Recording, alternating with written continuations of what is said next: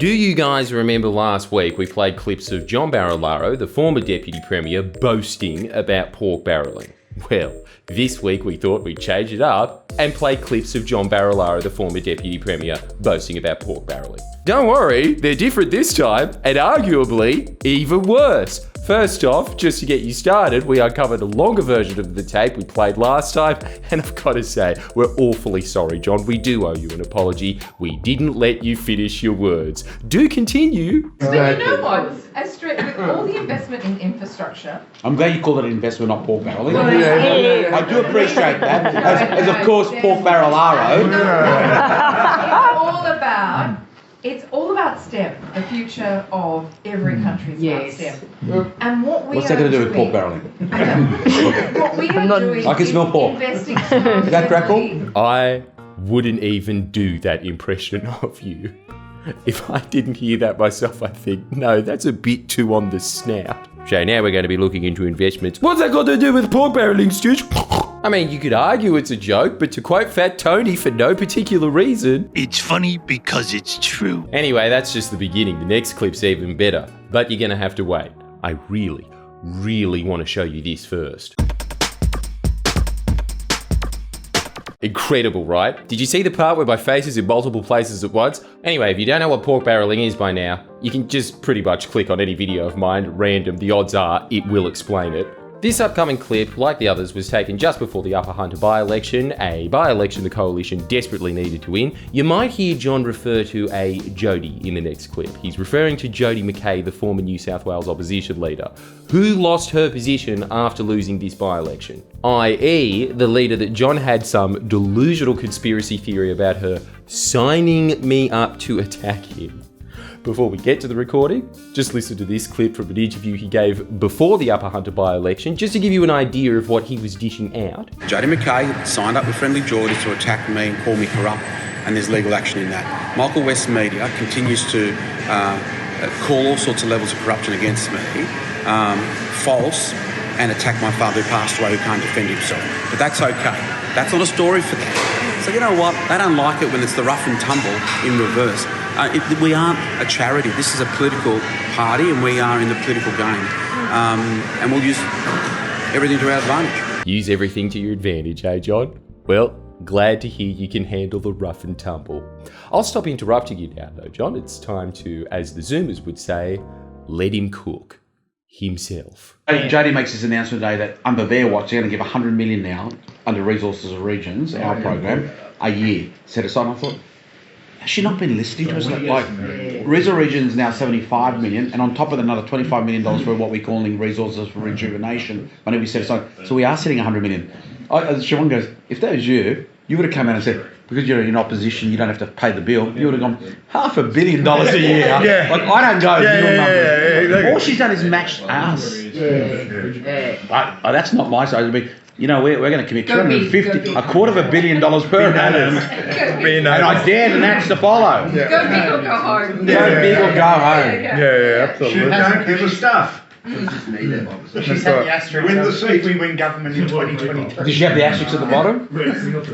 Well, me and Colony. No. You're going to bankrupt the government, you know that. No. It's lucky John gets on so well, the treasurer. No, you're lucky I sit in ERC, but I said to Siobhan, it's going to be awkward, that last ERC4 budget, and then it's like they're tallying all the extra commitments. I'm going, Exactly. we've got fiscal responsibility across the board, efficiencies on everyone else. And then the line is, we have to fund it in this year's budget, otherwise we won't get re-elected. So, yeah, but here's a large question. What about Kiama and Drummoyne? You know, 10 a.m. Yeah. at the moment, we win this, we hold the government in majority. well, we win this, we stay in majority. Yep. If the witch didn't go to Liberals, Port Macquarie I'm talking about, right, I could almost demand another bloody ministry. Right, yeah. Yeah, there you go. So tell them what ERC. Because they've lost Matthew Mason Cox as well. Yeah, I know. They lost Does he Matthew. join the shooters? There's talk about it, but not yet. No, he doesn't need to. Doesn't matter. He's there for 2 Mate, years. He gets a pension. This is all about his pension. He's not the running bloody it. president of the Upper House. It's the best job Ever. in the parliament. Barra, at ERC, just say, did you come to this meeting in a white car? I say that all the time, and Dom gets it. And look, I've got to say, Gladys made that stupid comment, we're not going to make foolish election commitments. I thought, I'm making foolish election commitments. No, we're not. No, they're not foolish because we're making very good commitments. Any of our commitments foolish? I just ring Siobhan, I go, Siobhan, I've just committed, I'm going to give him another 20 million. She goes, that's okay, I'll just ring Tooley's office. And I go, look, if he gets upset, she goes, no, fuck him. We were trying to win an election. And I was like, yeah, that's why she's my chief. Hey, Paul, you come to Sydney in the white car or not? You know what, Neville Rand, I was at John Murray's farewell dinner, and Neville Rand was the speaker. Actually, Bob Carr and Neville Rand were the speakers. To extend the story now, but Bob Carr comes on first. He was talking about the social malaise of the Western world and the direction, and on it went. Neville Rand came on and said, I don't know how I won elections and so on. Anyway, it was a long story. But at one point he said, one day, when I wanted them out, I'd do that. That's all I had to do. They'd do that with my head, and Speaker Kelly, out they'd go.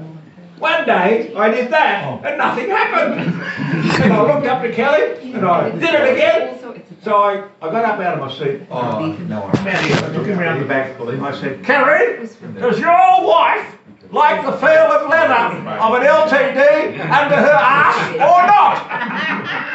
Yeah, and that is so true. What is the best story, Mick? That works against you too. Like when we were blowing up the coalition last year, put that aside for now, but how the ministers did not want to give up that leather.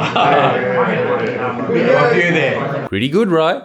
Just to be clear, at the start, that's John pondering, I don't know why my opponents just don't make up the numbers like I do. Hell yeah! The guy that got 700,000 in reparations for the great injustice he suffered of being called a con man and a liar. Jodie McKay then lost her position as Labor leader because the Nationals held on to Upper Hunter in that by-election. At the very least, this should be vindication for Jodie that the odds were completely stacked against her. In fact, stacked against Labor in general. This is proof that everyone knows Labor's a serious government, even their opponents, admitting Labor is being honest about their costings and are financially responsible about them, while you have their opponents laughing about how they're looser than a Western suburbs accountant about their figures, and even worse, laughing behind the public's back that, I can't fucking believe they think we're the party of fiscally responsible managers, Stitch. What a bunch of chumps. That last ERC4 budget, and then it's like they're tallying all the extra commitments. I'm going, Yeah, exactly. And you know what the references at the end of that clip are? You know how that clearly very sober man references the feel of the leather of LTDs under someone's wife's arse. LTDs are luxury cars. The white cars and leather are references to the perks of elected office. It's basically John and the rest of the Nationals going, look, the Liberals love the nice white taxpayer-funded cars they get from being in office, so they know to go along with whatever funding we need to win elections. Did you come to this meeting in a white car? I say that all the time, and Dom gets it. Dom, as in Dominic Perrottet, as in the current fucking Premier of New South Wales. This is pretty astounding shit. It is an admission of what everyone has always suspected. These guys are using taxpayer funds to prop themselves up electorally so they can continue to enjoy the perks of the office. Literally to have a cushy job. Now, to quote Monty Python, and now for something completely different. Do you know the criteria for when the Independent Commission Against Corruption considers pork barrelling corrupt conduct? For some reason, my editor really wants to flash this up at the moment, and you can read that in your own time, because I, for no reason, am going to leave the room when these definitions come up on screen. La la la la. Keep it in, keep that bit in.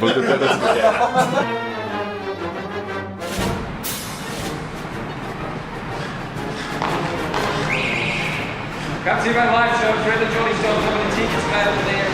I think so, anyway.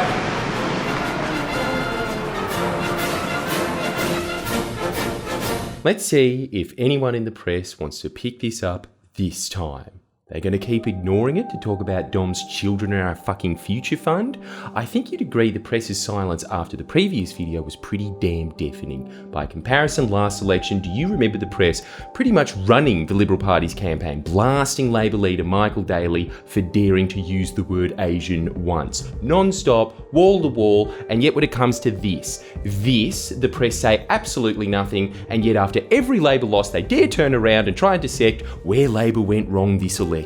It's honestly terrifying that because of that level of sick, self-serving, rank media bias, the Liberals have a good chance of getting back in for a fourth term, and that's why you have to convince a couple of your friends like you did in the federal election to vote One Labor. We'll be detailing later just how vital it is that they replace the coalition, and if you need a point to convince them for now, how can you get any better than an endorsement from their own opposition? I don't go. This audio clip is available for download at friendlyjordies.com in both audio and video form, just in case anyone in the press wants to touch it. It's available. Hello? Nope, they're not going to? Well, that's up to you then. You're going to have to share it with as many people as you possibly can. You need to show everyone you know how the New South Wales Liberal government treats your tax dollars, and you need to share it because the press will not. They are doing everything they can to hide this from you. Do not let the Liberals get away with it yet again. There is too much riding on this election. I'm making foolish elections.